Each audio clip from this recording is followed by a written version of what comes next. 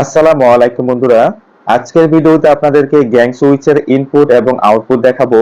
অনেকেই ইনপুট এবং আউটপুট চিনতে ভুল করে ফেলেন, তাদের জন্য ভিডিওটি অনেক উপকারে আসবে। আপনারা অবশ্যই ভিডিওটি শেষ পর্যন্ত দেখবেন। প্রথমে আপনাকে সুইচের ব্যাক সাইডে আসতে হবে। তারপরে দেখবেন প্রত্যেকটা সুইচের মধ্যে দুইটা করে টার্মিনাল আছে এবং টার্মিনালের পাশে লেখা আছে COM এবং L1। COM হচ্ছে সুইচের ইনপুট, এটাকে আমরা কমন বলে থাকি। এখানে আমরা কারেন্টের ফেজ তার কানেকশন দিয়ে থাকি।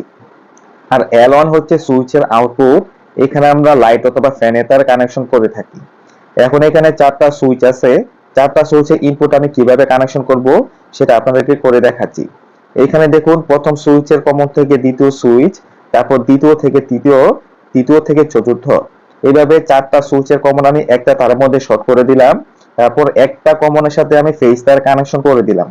এখন আমার চারটা সুইচের মধ্যে ফেজ কারেন্টটা চলে যাবে। আর L1 এর মধ্যে আমি লাইট অথবা ফ্যানের তার কানেকশন করব। এখানে আমি চারটা লাইট কানেকশন করতে পারবো।